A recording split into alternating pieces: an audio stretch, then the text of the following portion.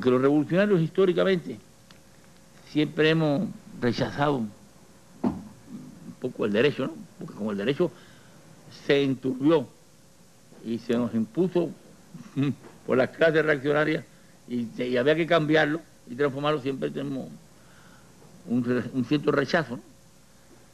Pero nosotros no estamos hablando del derecho conculcado, estamos hablando del derecho creado por la historia y por la revolución.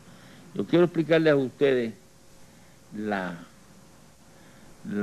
importancia que tiene esto en el orden práctico, que es el que ustedes necesitan, pero tengo que explicárselo a través de la tradición cultural cubana, vinculada a la tradición revolucionaria cubana. Porque esa tradición fue precisamente factor decisivo en el desarrollo de la revolución desde los tiempos del Moncada. Y constituye hoy una fuerza de incalculable dimensión para el curso ulterior de la propia revolución en este siglo. El principio de derecho ha estado siempre muy presente en nuestra tradición y orientado desde los decretos de abolición de la esclavitud, que fue un decreto jurídico de 1869, está orientado a proteger los intereses del pueblo trabajador.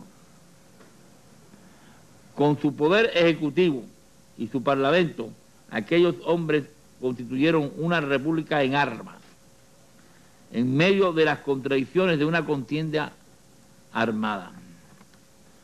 Todas las reglas del parlamentarismo liberal estaban allí presentes. Nos hablan constantemente del parlamentarismo liberal. Nosotros tuvimos todo eso en medio de la lucha armada desde el año 1869. El padre de la patria, Carlos Manuel de Céspedes, no estaba de acuerdo con la fórmula. Aunque él era un ilustrado jurista de sólida formación democrática, lo consideró poco práctico para dirigir la guerra. En verdad, la fórmula aprobada no aseguraba la unidad del pueblo y facilitó la división entre los cubanos. Porque el propósito del derecho, uno de los propósitos fundamentales del derecho es garantizar la unidad del pueblo. Usted no puede garantizar la unidad si no establece una norma jurídica y obligatoria. Eso es el sentido común más elemental, se puede comprender. Por eso que no, en la fórmula aprobada en Guaymaro no aseguró la unidad del pueblo, sino las divisiones, ¿verdad? Sin embargo, esa fórmula era la que intelectual y teóricamente se correspondía con la idea que todos ellos tenían sobre el Estado republicano que aspiraban a fundar. La mayoría de los asambleístas de Guaymaro tenían el temor al caudillismo, de larga tradición militar autoritaria en el continente y en la metrópoli, y vieron la solución en el estricto apego a las ideas liberales a que estaban adscritos, 1879. Pero estas ideas no les brindaban las fórmulas posibles para resolver el problema. Por eso se dividieron. Ellas jamás pudieron en toda la historia de Cuba garantizar la cohesión popular y por tanto la democracia. El sistema de gobierno basado en el liberalismo era insuficiente para enfrentar en la Cuba de hace más de 130 años los problemas de la guerra y del país. Esta dificultad se hizo evidente en medio de la lucha armada. La fragilidad de las soluciones planteadas en la Asamblea Constituyente de Guaymaro se puso de relieve cuando dicho sistema no resultó capaz de imponer su autoridad a todos los sectores y fuerzas revolucionarias y se destituyó al padre de la patria como presidente de la República en Armas, quien prácticamente quedó a merced de las tropas españolas y terminó su vida heroicamente en San Lorenzo, por allá, por lo que hoy es Granma. Cuando se inició la nueva etapa, los dirigentes más connotados de la epopeya no procedían de las capas acomodadas, ilustradas, que la dirigieron en Yara, en 1868, y en Güemes en 1879, sino de los sectores radicales del pueblo. Antonio Maceo, Máximo Gómez y José Martí, como se sabe, se situaron a la cabeza del movimiento independentista. Tras el Zanjón y Baraguá, había que encontrar nuevos caminos para organizar la guerra, y esto lo hallaron precisamente Gómez, Maceo y Martí. Entre ellos había una identidad esencial, pero también diferencias circunstanciales en cuanto a la forma de emprender y dirigir la lucha armada. El propósito irrenunciable de que Cuba fuera independiente de España y Estados Unidos y que era parte integral de nuestra América lo poseían los tres por igual. Tampoco había divergencia alguna en cuanto a la necesidad de promover la unidad entre los cubanos, negros, blancos, cubanos, españoles y todos los componentes de nuestra sociedad. Por esta razón la historia los ha situado a los tres como el núcleo central de la epopeya independentista. También estaban unidos inclusive en la estrategia de la invasión. Los tres coincidían que había que ser una invasión de Oriente a Occidente. Sobre los puntos de discrepancia, que son importantes analizar los puntos de discrepancia para enriquecer nuestro acervo y para fortalecernos. Se pueden confirmar con la perspectiva del tiempo transcurrido que ni en Gómez ni en Maceo existían los gérmenes de caudillismo que le hicieron naufragar el pacto del Zanjón. Y que el apóstol además que el apóstol había estudiado y superado con profundidad y rigor los reparos civilistas que obstaculizaron la guerra grande. Martí tenía temor a que se generara el caudillismo militar, que se había expresado, por ejemplo, en Vicente García, y que tenía la tradición en América Latina. Y Maceo y Martí, y Maceo y Máximo Gómez tenían temor con Martí, porque tenía otra formación que era muy legalista. Al tenemos que cuando terminó la guerra, después del pacto de Zanjón, después de la mejorana, en 1895, la reunión que tuvieron ellos tres, dice Martí en su diario, después de la discusión, una discusión ácida entre los tres, que llegaron a acuerdos prácticos, porque una discusión, dice Martí en su diario, me convencí que tenía que enfrentar la acusación de que yo le iba a poner trabas leguleyescas a la guerra de independencia de Cuba. Ese es el punto de discrepancia, porque tenían formaciones distintas. Sin embargo, en las discusiones de la mejorana estaban presentes residuos de aquellas viejas cuestiones en las mentes de esos gigantes de la historia. Antonio Maceo y Máximo Gómez demostraron desde el inicio de la contienda hasta el final un gran respeto a la ley y a la autoridad de las dirigencias en las cuales la revolución había confiado su conducción. Alcanzaron la gloria que los distingue como ciudadanos de Cuba y América y los presentan como ejemplo para todas las generaciones de revolucionarios cubanos. Les voy a decir que es difícil encontrar en la historia de América, en el caso vamos a seccionar a Bolívar, pero en general es difícil encontrar en la historia de Occidente militares con el rango y la jerarquía y la autoridad de Maceo y de Máximo Gómez que tuvieran ese respeto a la ley. Porque incluso ellos estaban en contra de las decisiones que tomaban la República en armas. Tenían discusiones y consideraban que el gobierno de la República en armas estaba tomando decisiones equivocadas y tenían razón además. Y sin embargo nunca violaron la autoridad de la República en armas. Eso es muy interesante porque eso es excepcional en jefes militares de esa jerarquía. Y esto es porque tenían una formación, una cultura jurídica que lo llevaba a la unidad, no era cuestión formal, era que eso, si violaban eso, me he puesto a pensar incluso en el padre de la patria. El padre de la patria, que era un jurista eminente, un jurista y que no estaba de acuerdo con las soluciones de Güemes, como yo les he dicho antes. El padre de la patria, cuando lo destituyen, acepta la destitución y acepta la destitución. Y podía haber dicho mucha gente en la historia, que los hay, los conocemos en la historia, hubiese podido decir con la autoridad que tenía el padre de la patria, que además tenía la razón, podía haberle dicho, bueno, aquella asamblea no tiene razón, yo voy por mi cuenta. y tenía gente para que fueran por su cuenta. Y no lo hizo. Y no lo hizo porque tenía una sensibilidad jurídica. Y esa sensibilidad jurídica se reflejaba en la unidad. Sabía que por ahí andaba el camino de la unidad de la fuerza revolucionaria. Eso no ocurrió así en otros episodios de la historia. Padre de la Patria, Maceo, Máximo Gómez. Así que eran gente militares que tenían una autoridad enorme y sin embargo mantuvieron siempre la fidelidad al principio de la autoridad de la ley. El gran mérito histórico de Martí fue unir a todos los factores dispuestos a la guerra, organizarla y hacerla viable, y partiendo de ello, transmitirle una ideología y una proyección política. Al darle una política a la guerra, Martí actuaba con gran realismo y sentido práctico. No fueron pocos los obstáculos que encontró para alcanzar el objetivo, porque dijo, como yo les señalé a ustedes, comprendí que había que enfrentarme a la acusación de ponerle trabas legulerescas a la guerra de independencia. Se observa en estas contradicciones la marca indeleble de la cultura y la alta sensibilidad jurídica de nuestros próceres. Y eran combatientes firmes, y eran luchadores firmes.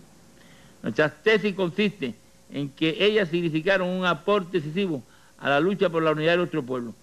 Solo la cultura jurídica del padre de la patria, Carlos Manuel de Céspedes, le permitió subir en Guaymaro la fórmula constitucional de los caballeros y más tarde aceptar disciplinadamente su destitución. Esta sensibilidad también estuvo viva en Antonio Maceo y en Máximo Gómez, con críticas a la Cámara confirmadas por la historia como correctas. Ambos fueron siempre obedientes a los dictados de aquel Parlamento mambí, e incluso de las formalidades que estaba como telón de fondo de toda la cultura de los independentistas. Hubo excepciones que confirman la regla, como es el caso del valiente patriota Vicente García, por lo que se ganó la amplia crítica en el seno del mambizado.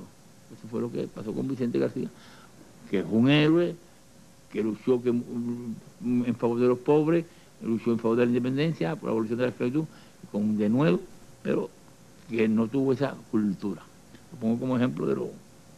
José Martí había estudiado en Madrid y Zaragoza en los tiempos de la Primera República Española y tuvo incluso inicialmente la noble ilusión de que esta República Española contribuyera a la independencia de Cuba. Pero muy pronto comprendió que no podía ocurrir y analizó las causas de este hecho. Elogió las libertades de las revoluciones europeas, pero comprendió las limitaciones del pensamiento liberal, porque Martí comprendió las limitaciones del pensamiento liberal. Para Martí, el obstáculo principal del pensamiento liberal estaba en el amor desmedido a la mercancía. Estoy utilizando frases del el amor desmedido a la mercancía.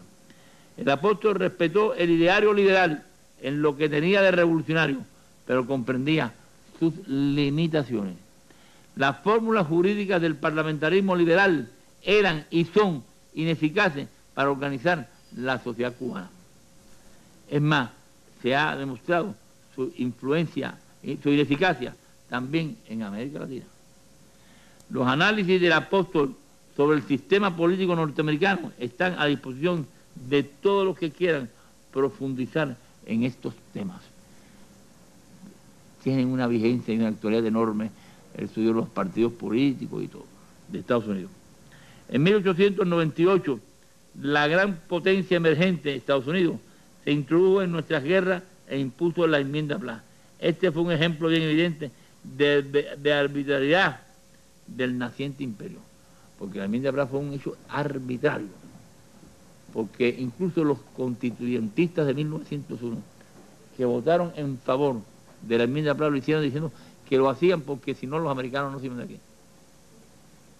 Entonces, hasta era forzado.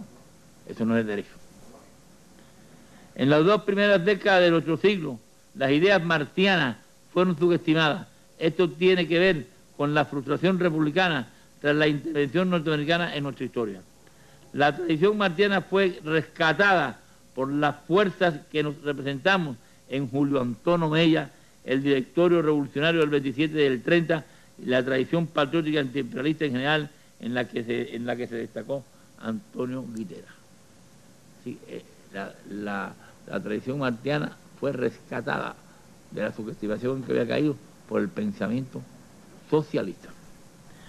Posteriormente se produjo un proceso de carácter pacífico en el cual intervinieron todas las fuerzas políticas del país, que condujo a la constituyente de 1940. Aquella asamblea se caracterizó como el producto de un equilibrio logrado entre dos impotencias, la del viejo orden, que no tenía fuerza para imponerse, y la de la revolución, que tampoco las poseía para imponer sus intereses. La trascendencia y significación de la Constitución del 40 se encuentra en que muestra los puntos más avanzados del pensamiento político alcanzado por consenso nacional a mediados del siglo XX. Dar un paso más significaba abrirle camino a un programa socialista. Su debilidad consistía en que las condiciones económicas y de subordinación al extranjero vigentes entonces hacían imposible la instrumentación práctica de aquellos principios de la Constitución del 40.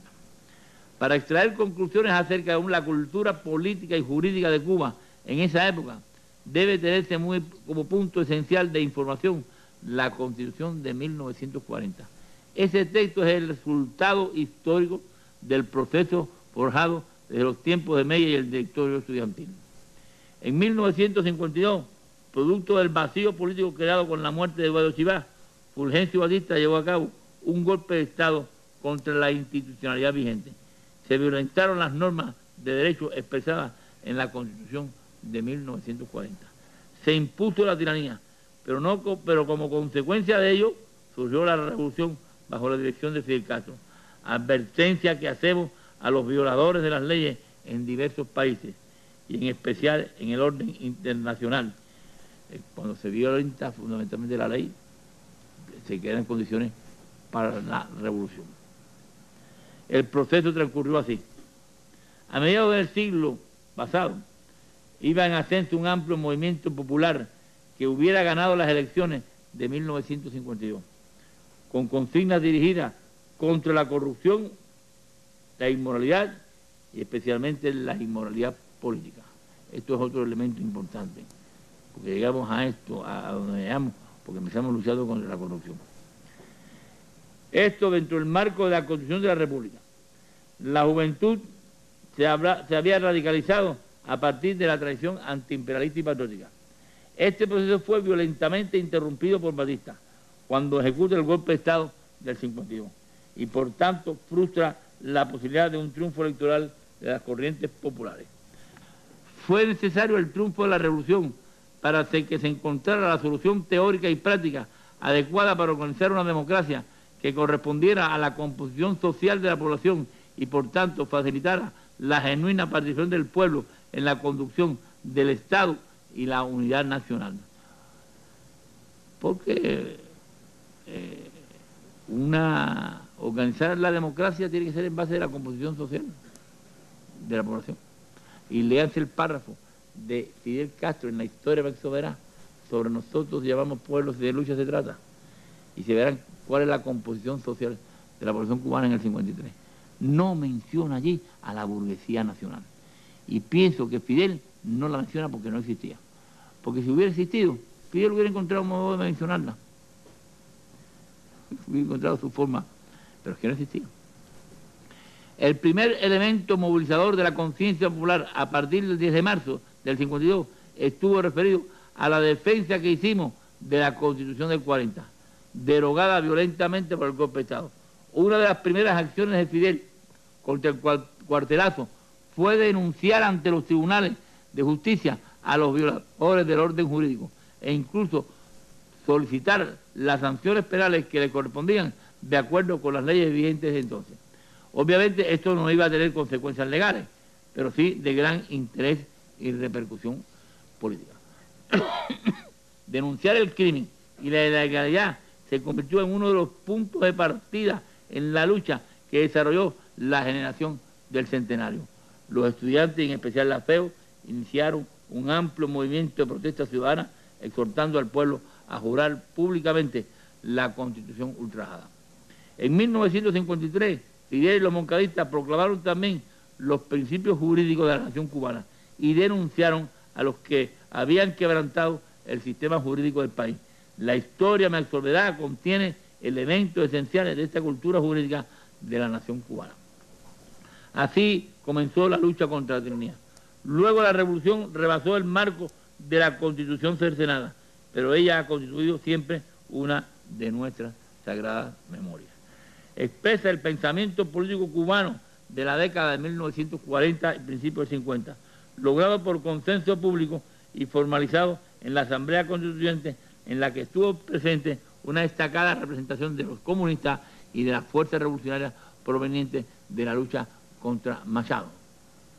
El sistema político dominante en el país hacía imposible llevar a la práctica medidas esenciales contenidas en la Constitución de la República, que ofrece la particularidad de que se trata del texto constitucional más avanzado de su tiempo.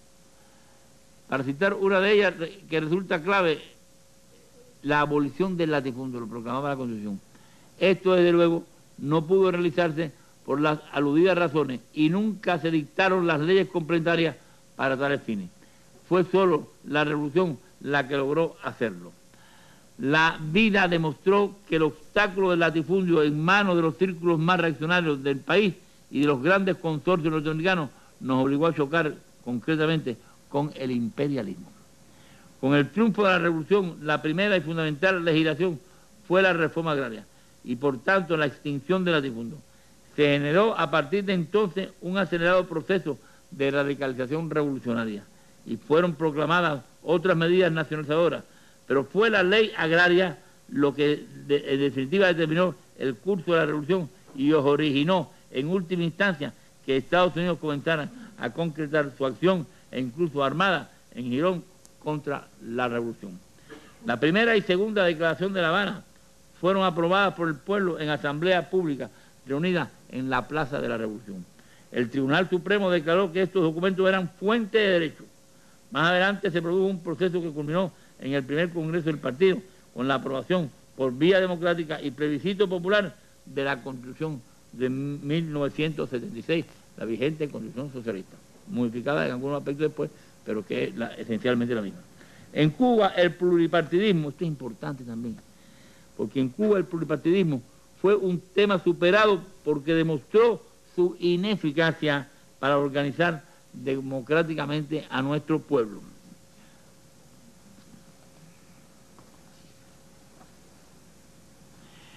En 1953, cuando Fulgencio Batista, al servicio del imperio, dio el golpe de Estado contra el gobierno constitucional en víspera de las elecciones generales, en la que iba a triunfar un partido de extracción popular y donde se movían las fuerzas de izquierda, se puso de manifiesto la crisis institucional. El régimen de partido fue incapaz de evitar el golpe de Estado y mucho menos de organizar la resistencia sobre el mismo, contra el mismo.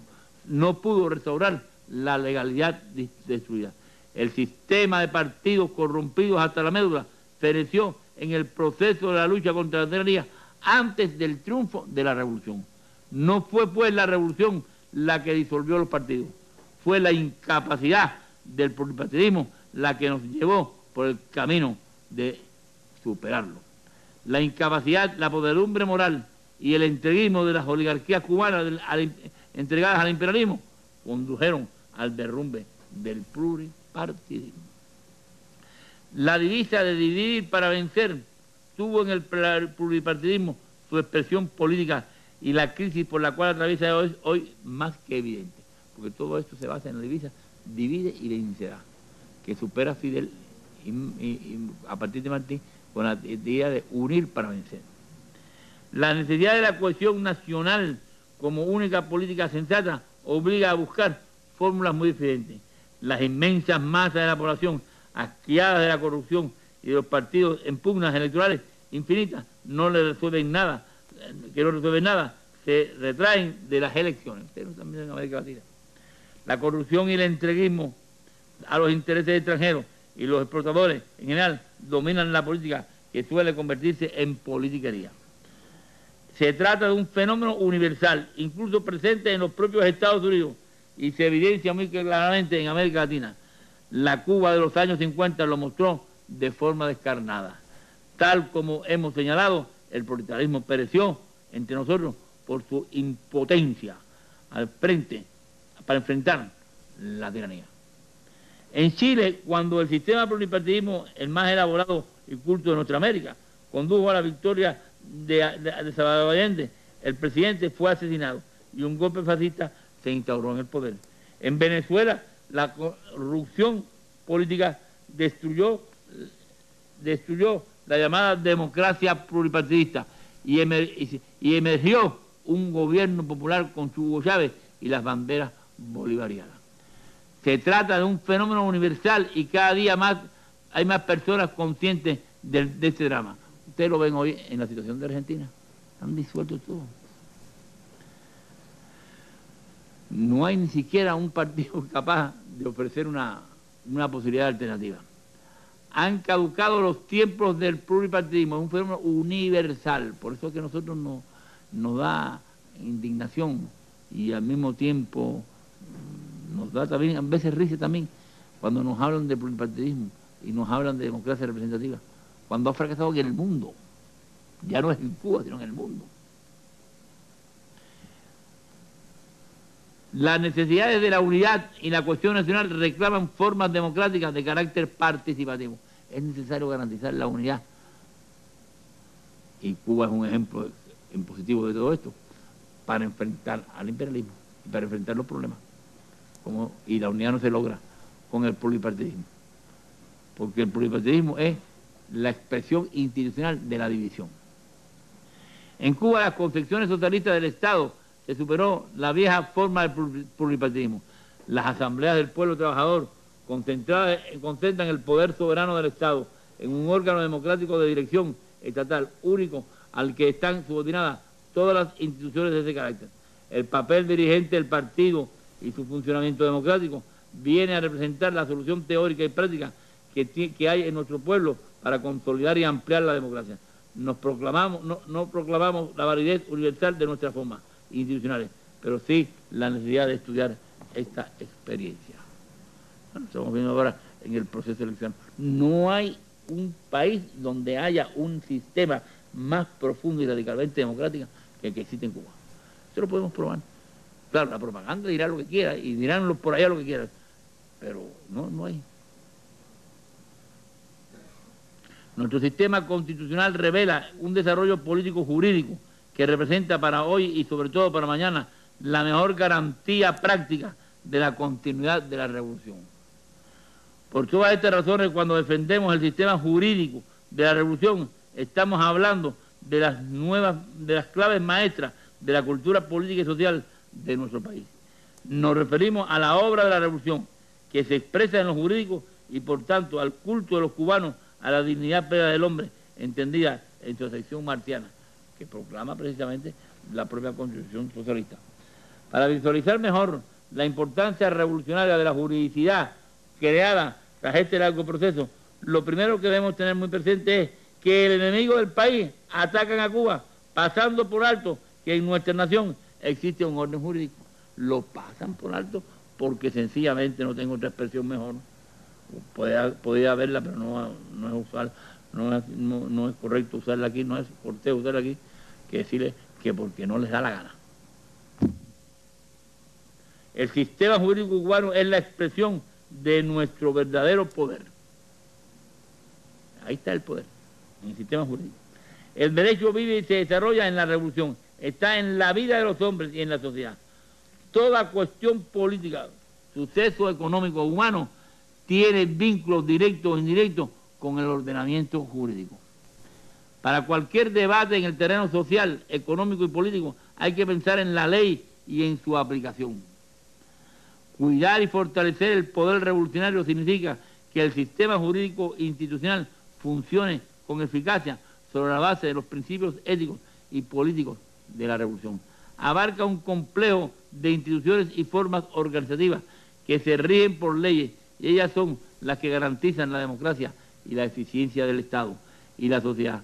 Por tales razones, defender los valores éticos y políticos de la revolución exige cuidar el funcionamiento del sistema jurídico, cuya cúspide se halla en la Asamblea Nacional del Poder Popular, el Consejo de Estado y en el papel que la Carta Magna le asigna a nuestro partido. Esto puede entenderse en todas sus consecuencias si analizamos en el plano más alto de la cultura el papel de las llamadas categorías de la superestructura. La economía opera a través de la superestructura. Entre una y la otra existe una relación dialéctica. Si las formas a través de las cuales opera la economía y las fundamentales se refieren a las ideas y sistemas éticos y jurídicos, vienen marcadas por la relación dialéctica con su contenido, las fuerzas y leyes económicas, se comprende que la necesidad de abordarlas con el fin más exigente y rigor a partir del estudio del papel de la ética y el derecho.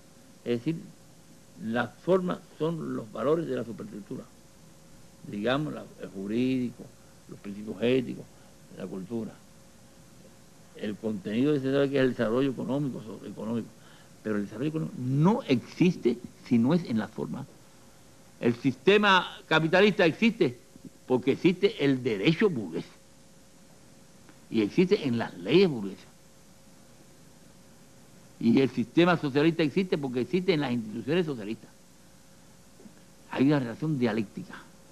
Porque hay quien piensa, bueno, el desarrollo de la economía, pero la economía es la economía a través de las leyes que se van desarrollando. El pensamiento burgués, la moral está íntimamente relacionada con la cuestión social y con los sistemas de derecho.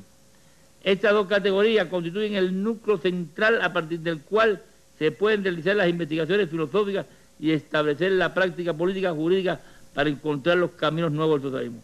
El pensamiento burgués imperialista fragmentó las diversas ramas de la ciencia y la cultura. Conclusiones que pueden entenderse como válidas formalmente para algunas de ellas en particular, pero erróneas si se analizan en su totalidad e integridad, se extienden a menudo en el quehacer diario con graves equivocaciones teóricas y prácticas. Esto no se puede entender ni resolver en el terreno científico, sino es a partir de un análisis interdisciplinario. Es decir, extrayendo las consecuencias de que la ética, en tanto plantea normación de la conducta humana, tiene que analizarse sobre el fundamento de todas las disciplinas que resultan o condicionan la práctica individual y social. Lo que le da validez intelectual a la ética es su integridad. Esto tiene que ver con la cultura general integral de que está insistiendo el compañero Fidel. Si se toma una conclusión relativamente válida para un criterio económico estrecho, pero que no representa las necesidades de millones de personas, debemos rechazarla en el plano científico más exigente.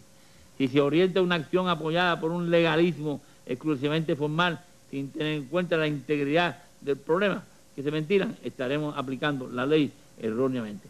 Esto quizás fue lo que inspiró a José Martí al decir: hasta el derecho aplicado sin cultura se parece al crimen. Ustedes aplican el derecho sin cultura y sin sensibilidad y formalmente para enredar, como decimos los cubanos, enredar la pita, ¿no? Ética y derecho son fenómenos de la superestructura que recorren la historia de la civilización occidental, enmarcada o encerrados en los intereses de las clases y grupos privilegiados y reaccionarios. El derecho establece normas de cumplimiento obligatorio y si se desobedecen, se impone la sanción. Por el Estado debe brindarse protección debida a tales efectos. Es la garantía decisiva porque dispone de la fuerza para establecer la justicia, garantía del único equilibrio posible. En ese sentido, el derecho es la única forma culta de ejercer la violencia. Sobre estos fundamentos jurídicos quiero reflexionar sobre la naturaleza política y moral de los problemas surgidos en el llamado conflicto de Cuba con Estados Unidos. La demanda judicial que el pueblo de Cuba estableció contra el gobierno de los Estados Unidos demostró cómo el derecho tiene implicaciones de vasta influencia social. El procedimiento que promovimos tiene, pues, una primera consecuencia: subrayar el principio de la autoridad judicial que tiene nuestro sistema político-social. Estamos estableciendo reclamaciones de carácter civil que muestran crímenes cometidos contra el pueblo de Cuba por las autoridades de los Estados Unidos. El derecho, en tanto normas que regulan la sociedad y el Estado, tiene fuertes raíces en la tradición cultural, filosófica de la humanidad que culmina en la llamada Edad Moderna. La crisis actual de las ideas conservadoras y reaccionarias está en que vienen quebrantando las esencias mismas del pensar científico y filosófico occidental en su más alto alcance. Es decir, ellos vienen quebrantando sus propias normas jurídicas, sus propios estilos jurídicos, sus propios, lo que ellos, más que normas, lo que ellos proclaman como normas, lo vienen quebrando. Determinados axiomas jurídicos sirvieron a las oligarquías dominantes, especialmente desde los tiempos del antiguo derecho romano, para imponer y proteger sus derechos e intereses, proteger sus intereses. El derecho tiene como fin hacer prevalecer la justicia y el equilibrio entre los hombres. El mito de la justicia revelado en la imagen de la diosa con los ojos vendados, sujetando una espada, y la balanza que indica la aspiración al equilibrio, muestran la imagen de objetividad e imparcialidad de las decisiones que se aspiran. Sin embargo, la justicia en la vida real estuvo siempre sometida en la sociedad clasista a las dramáticas realidades de su sistema de dominación. En el orden práctico se estableció la propiedad privada sobre los medios de producción y unos hombres se hicieron dueños de otros. La esclavitud se consagró incluso jurídicamente. Ha sido a través del derecho y de los sistemas jurídicos donde se han ventilado siempre los grandes conflictos económicos y políticos. Siempre ha sido a través de ellos. En el escenario del derecho internacional y en los principios de cultura jurídica en que se fundamenta teóricamente la moderna civilización, es donde está debatiéndose hoy el drama de los pueblos sobre la tierra. Esto es muy claro. Vamos a poner un ejemplo bien evidente para ustedes, que es el ejemplo de la lucha contra el terrorismo. Porque la creación jurídica más importante de la historia de la civilización es la Asamblea General de las Naciones Unidas y la Carta de las Naciones Unidas, que se estableció después de la Segunda Guerra Mundial. Lo que está planteando Fidel está enmarcar esa lucha dentro de ese sistema jurídico internacional. Lo que plantea Bush y su camarilla es violentar ese principio. Es un elemento importante de cómo ellos están violentando el sistema jurídico. Por eso nosotros tenemos que apoderarnos de las banderas del derecho, no renunciar a ellas porque son las de la revolución. Y desde luego, aplicarlo también en lo interno y cohesionar más a nuestro pueblo a partir del derecho. Lo vieron ustedes en el ejemplar proceso que condujo a la reforma constitucional. Hubo un inmenso poder en la movilización que hicieron las organizaciones de masa. En la Asamblea Nacional hay varios poderes importantes que en Cuba están reflejándose. El poder del pueblo que se expresó en el proceso de las organizaciones dirigido por las organizaciones de masa de hacer una reforma constitucional proclamando que el socialismo es irrevocable, y la Asamblea Nacional y el poder y la autoridad que la Constitución lo confiere al partido. Ahí está la clave de la unidad de nuestro país. Digo esto porque fuera de nuestro pueblo, algunos nos preguntan muchas veces qué pasará en Cuba en un futuro en que Fidel no esté. Yo lo primero que digo, bueno, usted está reconociendo que solamente pueden vencer a la revolución cubana con la muerte biológica de Fidel. Están confiándose en la biología. Óigame, grande tiene que ser la autoridad de un hombre y el reconocimiento cuando sus enemigos solamente pueden disponer de que desaparezca Fidel. Así que Fidel ha ganado una gran autoridad porque solamente pueden reconocer cuando él biológicamente desaparezca. Y le digo, tengan cuidado, porque cuando los hombres de esa escala mueren, adquieren más fuerza todavía y más autoridad. Por ejemplo, Martí, Bolívar. Pero les puedo decir lo siguiente. En Cuba tenemos primero una tradición política de 2 siglos y ética de 2 siglos. Tenemos los derechos conquistados por la revolución y tenemos el sistema jurídico de la revolución. La Asamblea Nacional, el poder del partido, el poder del pueblo, toda esa experiencia adquirida. Esto es lo que le da fuerza hacia el futuro a la revolución. Y se estuvo planteando en la Asamblea Nacional, hubo compañeros, me acuerdo de un discurso muy bueno que recomiendo mucho su lectura, del compañero Felipe Pérez Roque, allí hablando de la necesidad de mantener la unidad. Esa es la clave, y por la cual hay que luchar. Pero para luchar por esto, hay que luchar contra la ilegalidad y contra la inmoralidad y contra la corrupción. Y con energía. Y esta es la expresión que yo más, la idea que yo más quisiera llegar al ánimo de todos los compañeros del Ministerio del Interior. En el sentido de que es imprescindible continuar luchando y perfeccionar nuestros métodos en la lucha, en el combate contra la inmoralidad, la ilegalidad, el latrocinio, contra todo eso, y las violaciones de la ley. Hay que hacerlo con cultura, hay que hacerlo a partir del sistema jurídico creado por la Revolución. Y hay que acompañar a esto, desde luego, la educación. Todo el plan que ha estado haciendo Fidel. Hay que acompañar a esto el desarrollo de la cultura, que lleva implícito la educación. Y hay dos planos esenciales para acompañar a esto, que es la política culta y la educación. La política culta consiste en lo que yo hablé de el unir para vencer y superando el dividir y vencerá. Y la educación, toda esta formación de que está hablando Fidel, que parten de la confianza en el ser humano, la confianza en los seres humanos. Esto es importantísimo.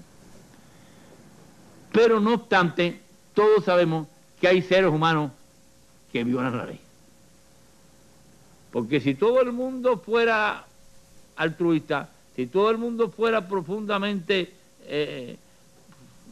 colaborador, cooperador, si todo el mundo tuviera una altísima conciencia en todos los detalles, el socialismo se construiría sin necesidad de ejercer la obligatoriedad de la ley. Pero como hay personas que no son así, ahí ocurren así, aunque sea muy grande la educación, que es grande y que tiene que ser más grande, aunque sea muy grande la capacidad de la cultura política, ¿no? Siempre hay gente rebelde, eso lo conocemos en la vida práctica constantemente. Y esta gente hay que atajarlos. Y no solamente es el gran violador, también, luego, sino también el que comete faltas, falla por acá, por acá, por allá. Muchas veces esas no se castigan con la ley, porque no van si usted cualquier violación la va a sancionar con la ley, llegaremos a la cárcel, pero sí con la ética, con la exigencia, con el trabajo político y con el rigor. Es decir, que yo creo que los compañeros que trabajan en esta labor en el Ministerio del Interior, la policía, en los órganos de seguridad del Estado, en los órganos diversos del Ministerio del Interior, tienen una responsabilidad enorme en esta batalla de ideas. Y tienen la responsabilidad de hacer cumplir las leyes y saber que esas leyes son producto del pueblo. Y que son una consecuencia del pueblo. Y así es como nosotros podemos enfrentar el futuro. Volviendo a aquello que me decían de fuera, alguien me dijo, ¿qué usted haría si desapareciera Fidel? Biológicamente, físicamente. Yo, bueno, yo no quisiera estar vivo en ese momento, pero bueno, es una cosa personal. Bueno, yo me iba a ver a Raúl. Y si también hubiera desaparecido Fidel, Raúl, yo me iba a ver al presidente de la Asamblea Nacional, a la Asamblea Nacional del Consejo de Estado, que es la ley. ¿Por qué tanta confusión? Porque ustedes forman enredos, porque esta gente forman enredos. No, que si fulano es el sucesor, que si Mengano es el sucesor. Señores, ustedes están confiando nada más que pueda ocurrir lo que la ley de la biología exige, porque todos los hombres mueren. Eso es inevitable. Yo quisiera que eso fuera bien lejano, pero todos los hombres mueren. Bueno, pues ahí está la ley. Ahí está la Asamblea Nacional, ahí está el Consejo de Estado, ahí está el partido, y ahí está la dirección jurídica de la revolución. Esa es la solución. No hay resolución. Y si no ocurriera eso, y si se fuera por otra vía, se producía el fraccionamiento del país. Que es lo que quieren ellos, que alguien vaya por otras vías distintas, ¿no? Sino tiene que ser a través de los órganos legales que la revolución ha establecido. Esto es muy bueno que se diga, sobre todo para la gente, los jóvenes, que van a vivir bien entrado el siglo XXI. Desde luego, ese sistema jurídico responde a principios revolucionarios, a aspiraciones revolucionarias. En las leyes creadas por la revolución están las conquistas sociales, está la reforma agraria, la reforma urbana, las transformaciones sociales, la educación, está la creación de la revolución. Ahí es donde hay que defenderla. Y ustedes tienen que protegerlas hoy contra los violadores. Inclusive los que violentan, incluso hasta si muchas veces inconscientemente. Bueno, inconscientemente se les llama la atención. Hay unas regulaciones para eso. O los que lo hacen conscientemente. Pero toda violación de la ley es contra la revolución. Yo diría que es contrarrevolucionaria. Toda violación de la ley es contra la revolución. Toda violación de la autoridad legítimamente constituida es violación de los principios de la revolución. Porque los principios de la revolución se plasman en el sistema jurídico cubano. Y ahí mismo está también la educación política, la educación ciudadana, la educación en general. Todo eso está en leyes. Aparte de que está en la vida real, en la práctica de la gente, en lo que la gente siente. Oficio importante el de los compañeros del Ministerio del Interior en todos los rincones del país. Y fuera de los rincones del país también. Porque fuera, los que están trabajando fuera también, tienen que seguir el cumplimiento de la ley. Inclusive fuera no podemos exigir el cumplimiento de una ley revolucionaria, pero podemos exigir el cumplimiento de las leyes vigentes que existen en esos países. De las vigentes, que dentro del marco de las limitaciones, fuera. Defensores de estos principios tenemos nosotros, nuestros 5 héroes. Nuestros 5 héroes. A ellos yo quiero dedicar estas palabras, porque ellos son el exponente máximo de las aspiraciones de nuestro pueblo, en un momento como el actual. Los alegatos que produjeron ante el tribunal son los documentos jurídicos más importantes de comienzo del siglo XXI, en el mundo, no en Cuba, en el mundo. Es asombroso la validez de esos alegatos. Tienen una cultura enorme. Yo digo que son herederos de la tradición de la historia maxomerá. Porque si es un alegato en la historia maxomerá. Y cuando oí y leí lo que dijeron estos compañeros, me quedé con la impresión de que estaban dando continuidad a la historia maxomerá, que se conmemora ahora el 50 aniversario, como en Moncada también el 50 aniversario. Ellos, estos 5, son el símbolo más alto de la policía. Y qué orgullo de cubano saber que 5 compañeros en el extranjero, en las condiciones del extranjero, fueron capaces de resistir violencias y tentaciones. Porque esa gente eran violencias y tentaciones. Y qué orgullo más importante de cubanos saber que pudimos llegar al pueblo norteamericano a través de un caso como el de nuestro niño Elián, y la actitud de su padre y su familia. ¿Y qué hubo detrás de eso? La defensa de la ley, el derecho de patria potestad, el derecho de que un padre tiene que cuidar, tiene derecho a su hijo. Óigame, es un triunfo del derecho en el propio seno del pueblo de Estados Unidos. Y por primera vez llegamos al seno del pueblo de Estados Unidos, a través de un principio de derecho.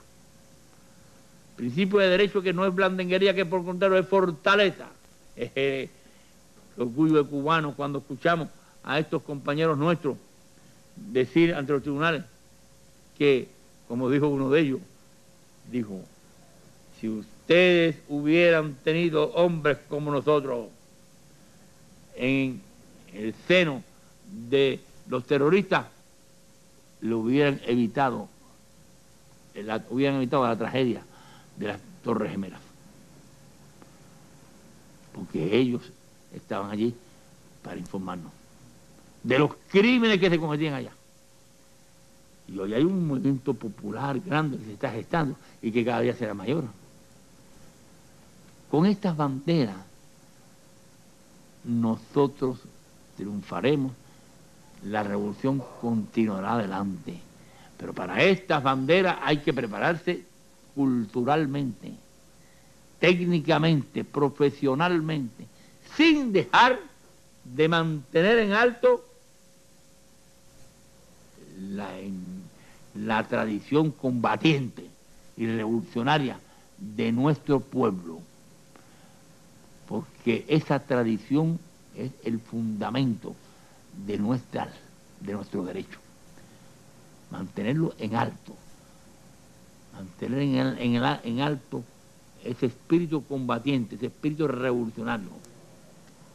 Hoy estamos en condiciones distintas a hace 40 años, cuando la crisis de octubre, y todos hemos escuchado y visto por televisión el hermoso espectáculo del análisis histórico que se hizo durante largas sesiones de trabajo.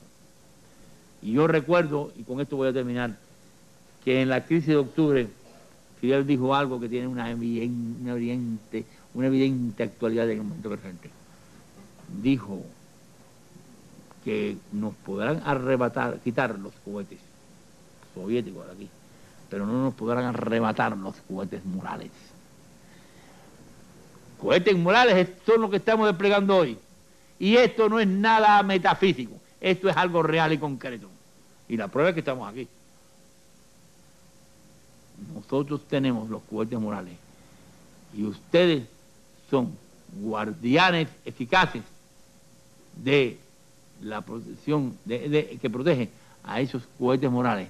Los cohetes morales es la cultura, los cohetes morales es la tradición de nuestro pueblo, los cohetes morales es el ejemplo inmortal de Martí, de Fidel y de todos los grandes de nuestra historia. Muchas gracias.